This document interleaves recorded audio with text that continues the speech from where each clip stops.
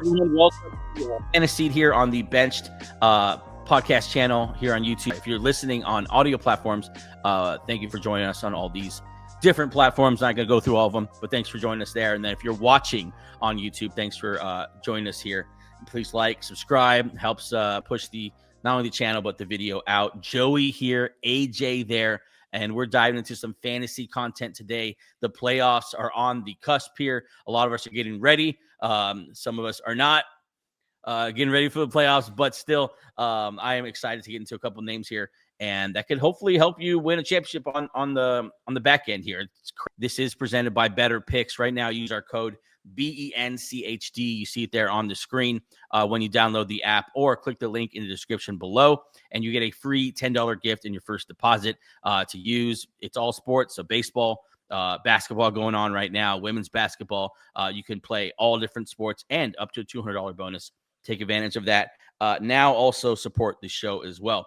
AJ, let's jump into some names here that we feel could be some quality and productive players down the stretch to ride us into that championship atmosphere. Why don't you get us started? Yeah, so when I'm looking at these, first things first, I'm looking at the schedule. I'm looking at opportunity, I'm looking at the schedule. So first guy that I really like here, I just for in our league, is Bengals wide receiver T. Higgins. Joe Burrow's back at practice, ramping it up, getting ready to come back right in time for fantasy playoffs. They are going to be trying to make a playoff push, especially in their division. And the three fantasy playoff weeks is Baltimore, Miami, and Arizona. I love those matchups. Especially that first week, Baltimore. That's going to be a shootout. Both teams have started off slow. Both teams have a terrible defense. That is going to be an absolute shootout. I mean, you're going to see Jamar Chase score a ton of points that week too, because Jamar Chase seems to put up 40 to 50 on Baltimore every single time they play them. But I think T. Higgins is going to feed in that game as well. And the fact that Burrow's on his way back, it seems like a little bit ahead of schedule. He'll have a few weeks to ramp it up before these final 4 weeks of the season.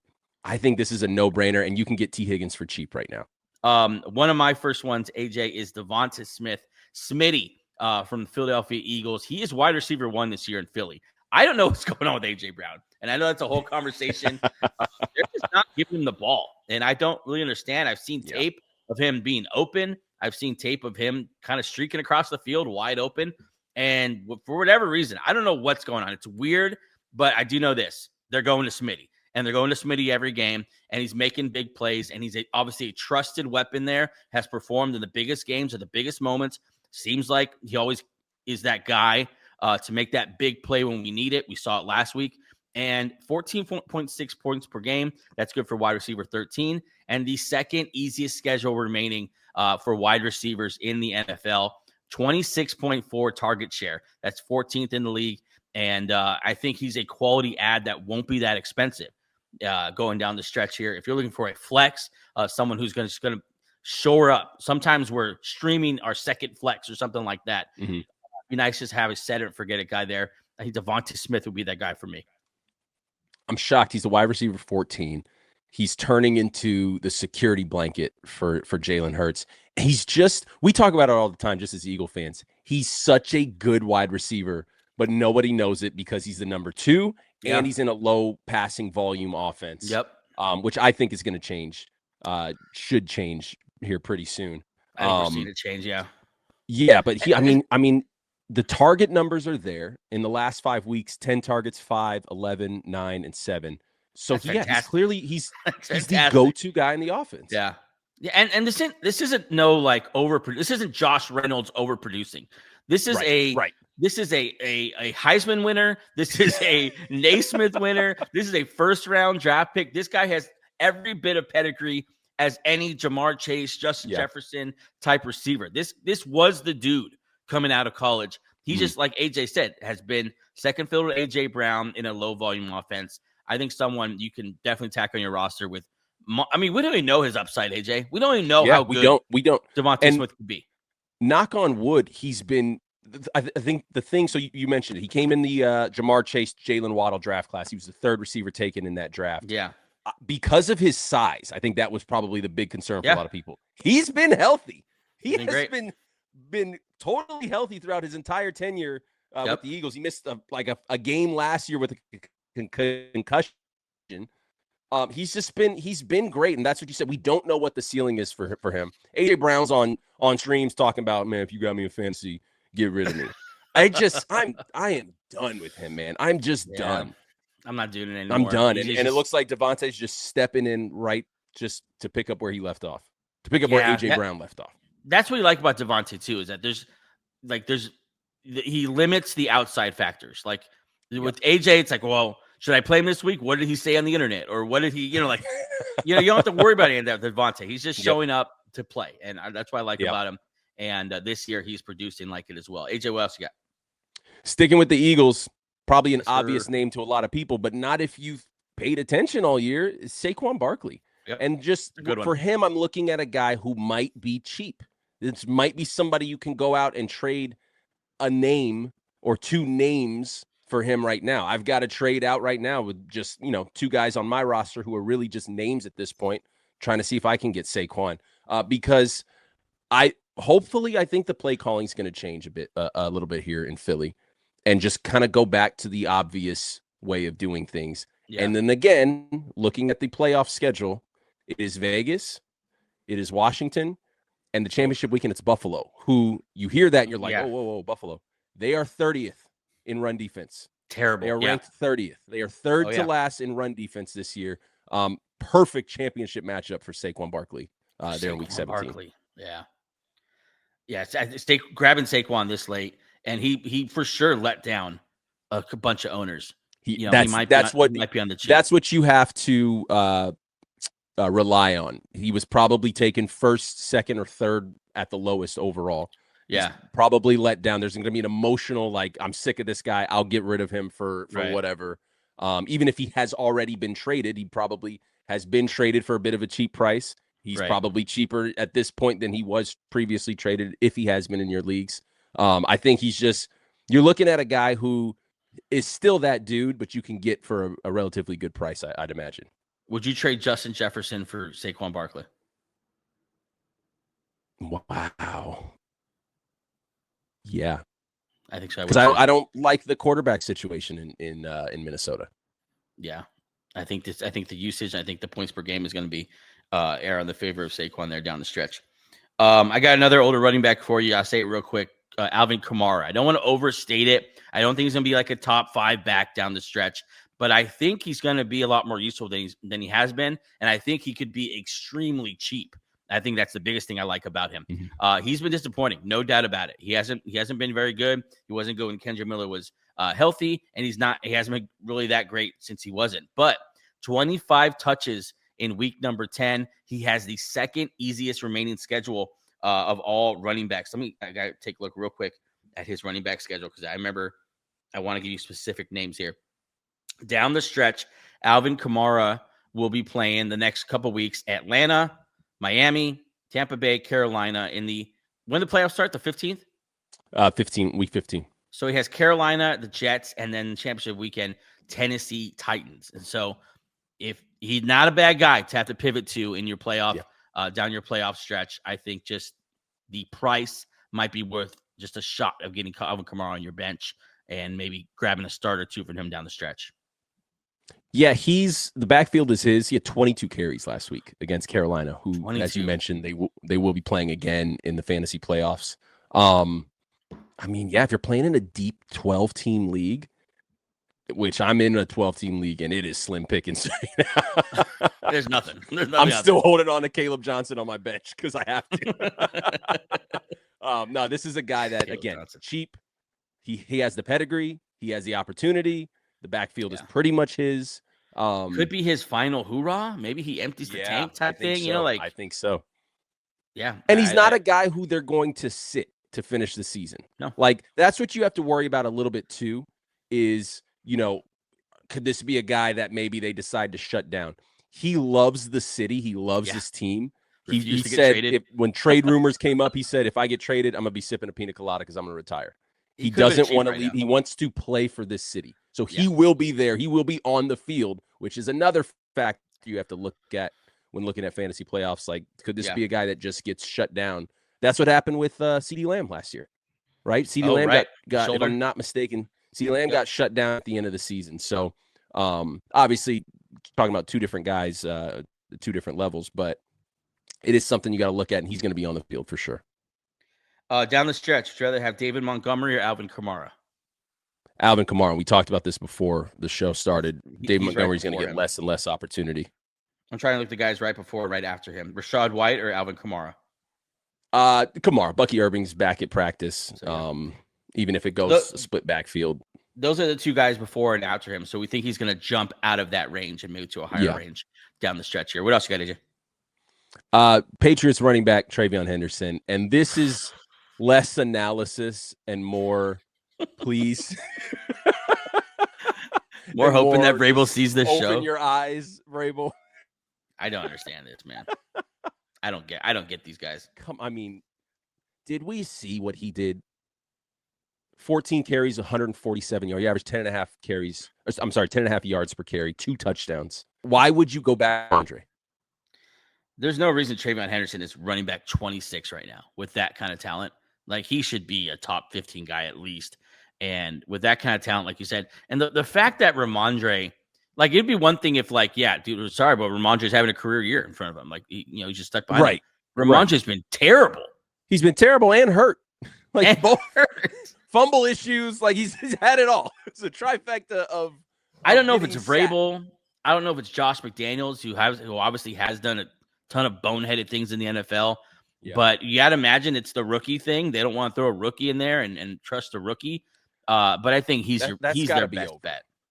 That's got to be over. I mean, when given the opportunity the last 2 weeks, he's had 12.7 fantasy points and 28 fantasy points. Obviously, they're not looking at that, but the numbers are there. I mean, he just blew up last week. Yeah. And then again, schedule fantasy playoffs, Buffalo, Baltimore, and the now depleted New York Jets. Beautiful. Treveyon Henderson, man, he's going to, if you've held on to him, props to you. Throw it in the chat because props to you. I know that I'm in a league where I've thrown the kitchen sink at the owner for Treveyon Henderson in a dynasty league, and he's held on to him, and props to him because the talent has always been there, and I think it's about to pay off for you if you held on to him. If you didn't, the price is just going to go up. Yeah. So overpay a little bit right now because he's going to be that kind of dude down the stretch if they give him the ball, which we'll see. I mean, if Ramondre comes back next week and he's back to like 7 to 8 carries, I quit fantasy football. I quit. I got another rookie running back for you. It's someone who obviously has been talked about already, but kind of hiding in plain sight here, and that's Quinshon Judkins of the Cleveland Browns. Leads all running backs in share of team rush attempts at 74%. So he is the guy there. Number one rest of the season schedule. Number one. So the best schedule down the stretch here. He is the bell cow running back for them. 25 opportunities in 4 of the last 6 games. He's a workhorse, man. I think down the stretch, he's going to eat. I think he's going to eat, and they start throwing to him a little bit more. And I think Quinshon Judkins is going to be someone that you can really ride down the stretch. Think about it, AJ. Go grab Treveyon. Go grab Quinshon for go make this offer. Justin Jefferson for Quinshon and Treveyon Henderson. I'd do it. Down the stretch. I'd do it. Trade that big name down the stretch for guys like this. We're about to pop up. Especially, we see this all the time, AJ. These rookie receivers and running backs. This is the time where they start to just pop off. Bye weeks are gone. They blow up at the end of the season after their bye. Yep. We saw it with Bucky Irving his rookie year. We saw it with, I'm trying to remember who was the big guy last year who did it. I can't remember off the top of my head.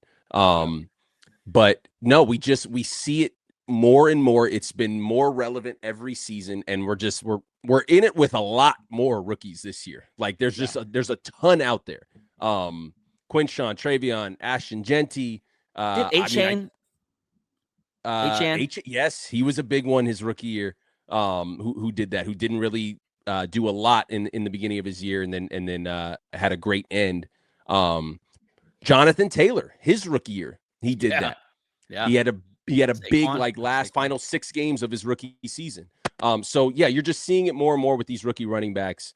Those final 7 to 8 weeks, they're just taking over. And yeah, I think he's already shown that he's a baller, Quinshon Judkins. Love the fact that his schedule is the way it is to finish the season.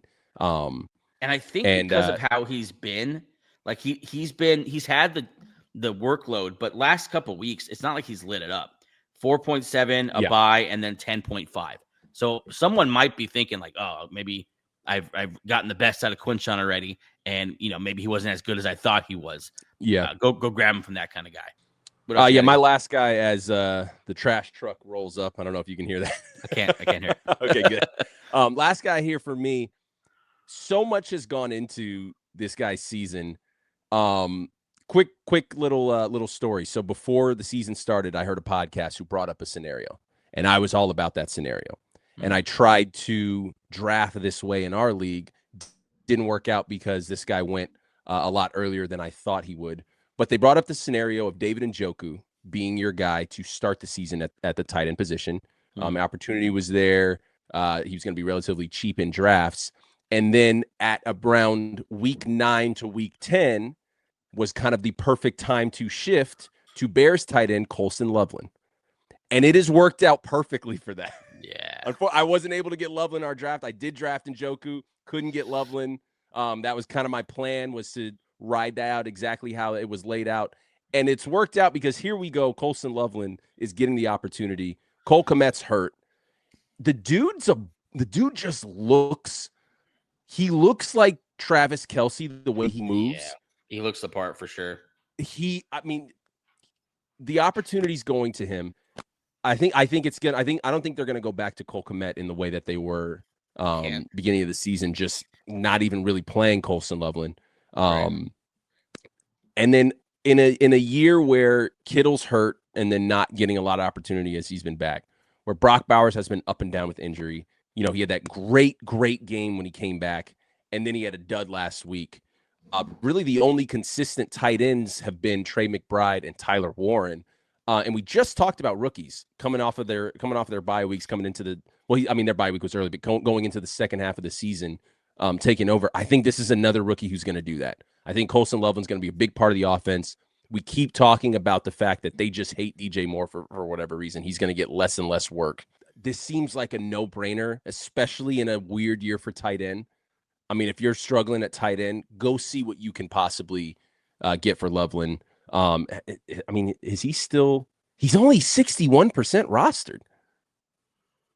Yeah, he's available 39. He's available in 40% of leagues. I'd probably at this point set it and forget it the rest of the year. Yeah, I think so. I'm thinking about it when Kmet comes back, and I'm looking at that. But as of now, yeah, just plug him in and go. And he may not. We're not saying that in the way of like, oh, he's not going to lose you any games. He could still lose you a game, but he could also win you a week. He could win you a week with 25 at your tight end spot. And that's the difference with tight end spot, exactly. Because there's a lot of guys who are like, well, he won't lose me a week. Well, he's never going to win you a week either. Mm-hmm. So there's a lot of guys you get thrown in there. Tyler Higbees of the world. Like he won't kill me, but he'll never win it for you. There's only a few tight ends who can go and win you a week. And if he turns into one of those, man, super value here. Down the stretch, AJ, final 2 games of the fantasy season, they'll go Philly, Green Bay. Doesn't look like teams you're going to be able to run the ball on. That's a lot of passing volume. And then in the playoffs, you got Cleveland, not running the ball on them, Green Bay, and San Francisco. It looks like the Bears are going to have to put it in the air here down the stretch. Caleb Williams, I think he's trending up, looking better, and he's gone to Colston Loveland pretty consistently.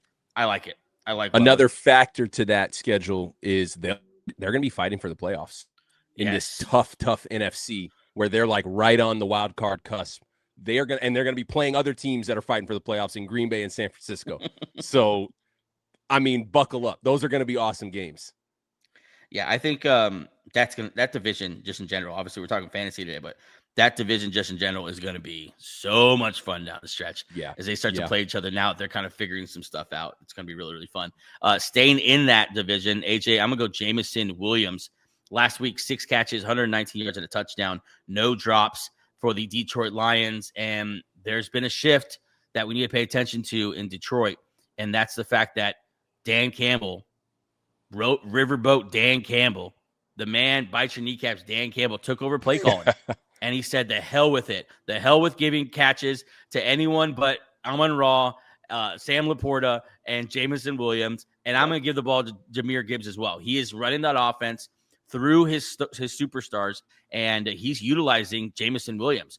Now, I just traded for Jameson Williams, and here's what we got to consider. We've seen this before.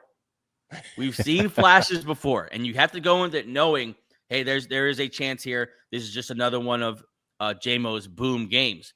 But you do it because the upside is massive. Yeah. The upside is so massive that you do it because if you hit on JMO, especially like in a redraft league, I traded from a dynasty league. I think it's more high stakes there. But in a redraft league, you just need 4 or 5 weeks from them. Yeah. You know what I'm saying? Who cares what happens next year and with the play calling and all that? Down the stretch, I don't think Dan Campbell's going to give it up. And I think if you can ride JMO in a hot streak, it could be massive, massive for you down the stretch. And I think pretty cheap still, right? He's always going to be cheap. He's the most tradable name. We actually did. I did this with another. Oh, yeah. I forgot about this. Yeah. In 3 years in our league, in our dynasty league, he has been traded 18 times. Yeah. Because he'll just always, he's just that perfect, like, I'll throw in JMO. Okay. All right. Deal. Like, because there's these spike weeks. And so I actually traded for him before the fantasy playoffs last year. Never put him into my lineup, and he would have won me the chip. In the final 2 weeks of the fantasy playoffs, he had 26 and 24. He would have got me the chip. He's the ultimate tease, man. It's just one of those things that, yeah. He's just a massive, massive tease. And if you just hope. I don't know. It's. I mean, I like it. I like the. It's definitely not as for sure. You know, like some of these guys are definitely going to be more for sure. Those are 8 guys. Listen, we gave you 8 guys to go and try to win a championship with. Hopefully you could have a chance to pick up 1 or 2 of these guys.